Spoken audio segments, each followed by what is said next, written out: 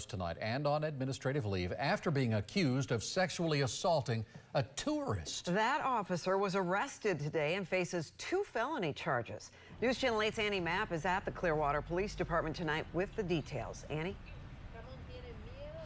31-year-old Officer Nicholas Paloma is being charged with sexual battery and false imprisonment after he allegedly stopped a female tourist for jaywalking early Sunday morning and then sexually assaulted her in his unmarked patrol vehicle.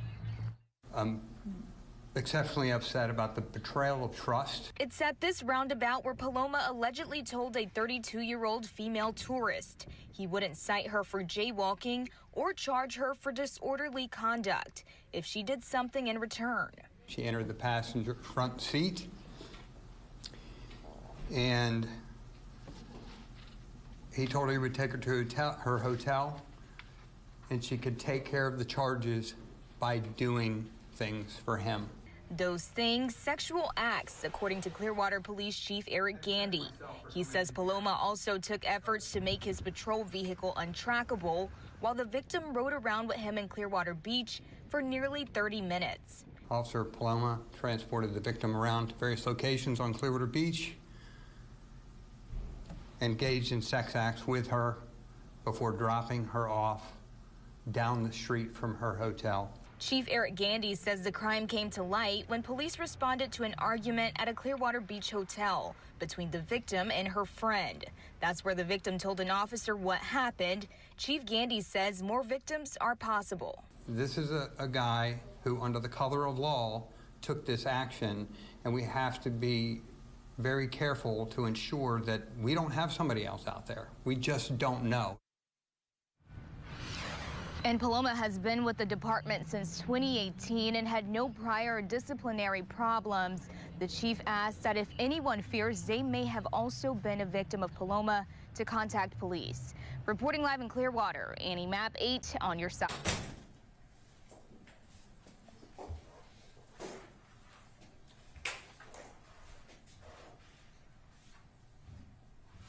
Afternoon, everyone.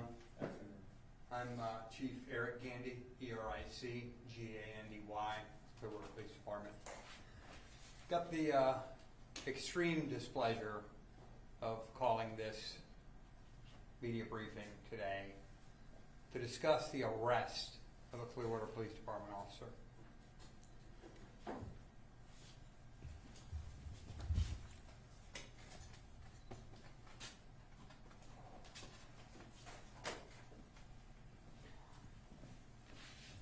Officer Nicholas Paloma has been with the Clearwater Police Department since 2018.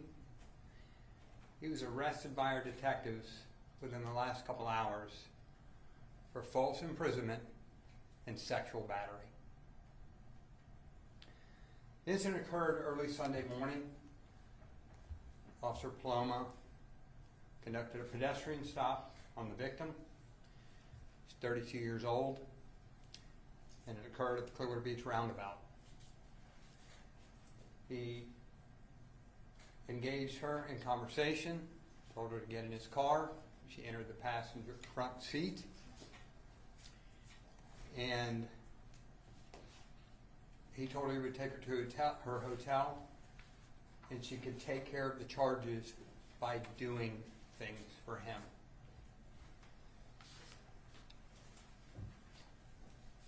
Officer Paloma even made efforts to defeat our ability to track his vehicle. For approximately 30 minutes, Officer Paloma transported the victim around to various locations on Clearwater Beach, engaged in sex acts with her before dropping her off down the street from her hotel. Had to check myself for coming in here because I'm exceptionally upset about the betrayal of trust, the level of confidence that people have in our officers. It's exceptionally damaging to our reputation and the reputation of everyone in law enforcement. It erodes the confidence in our profession, and on a personal level, I know how hard we struggle to maintain trust. So for me, having to come here today was infuriating because I have to have this conversation with you. But it's an important conversation to have. And these are important facts to relay to you. I thought about it on a personal level. I thought about what we tell our own kids, what you tell your kids if you're ever in trouble, find a cop. So I have to make it really clear, obviously, by the fact that our detectives worked tirelessly since very early Sunday morning, that we take this extremely seriously. And it's intolerable in this profession and certainly in the Clearwater Police Department. And that's my reassurance to you and to the victim of this terrible crime that we are still putting every effort into this case to ensure that we follow it through to the end and make sure we have justice for the victim in this case. Clearly, I have to ask the next question, and that's why I put the officer's picture up. Because we are still, as I said, actively investigating. We're asking anyone for information on this case or other cases to reach out to us at 727-562-4385. I've also reached out to FDLE and asked for their support in the event any other cases involving Officer Paloma come to light. I've got copies of the arrest advisories. I'm not going to get into the salacious details. That's not why I'm here.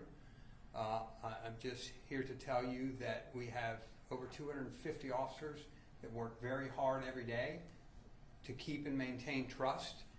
And when something like this happens, it makes their job abundantly more difficult. But we have a job to do in this case, and that's to ensure that we prosecute this officer to the fullest extent of the law, and that we reach out to make sure we don't have any other victims of this kind of behavior. So as shocked and angry as I am, I still have a job to do, and that's communicate those messages. At the conclusion of this, we'll have, like I said, the advisories, and I will answer a few questions related to this case, but I can't get into the specifics of the evidence and those types of things for obvious reasons. I can answer questions for timing and some of those other types of things, and I'll be glad to take them now. Did Paloma work at any other law enforcement entity prior to Clearwater, and did he have any other incidents on his record in any capacity? No, he didn't work anywhere else. I think he interned somewhere briefly, but he has no disciplinary record. Was the victim in this case a tourist? Yes, she was not from the area. She's invoked Marcy's law, obviously, and we won't be releasing any information on her. But she's been cooperating with the investigation fully. Has an incident like this ever happened in the Clearwater Police Department? Not that I'm aware of. Not that, where we've had to arrest one of our own under such horrible circumstances. You talked about he, I guess, turned off this tracker in the vehicle, and you guys weren't able to see his location at the moment. How long did he leave it where he wasn't, able to be traced? Like I said, I can't get into all those details. That's just an overarching synopsis of what we know.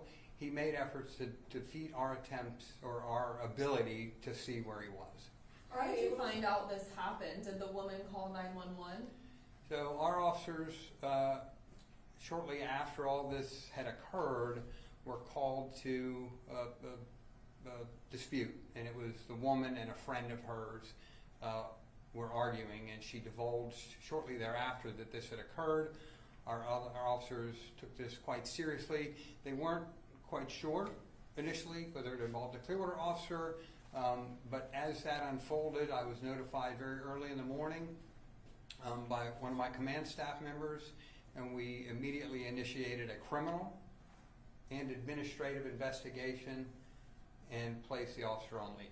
Why do you fear that there may be other victims out there? We have to proceed in the abundance of caution.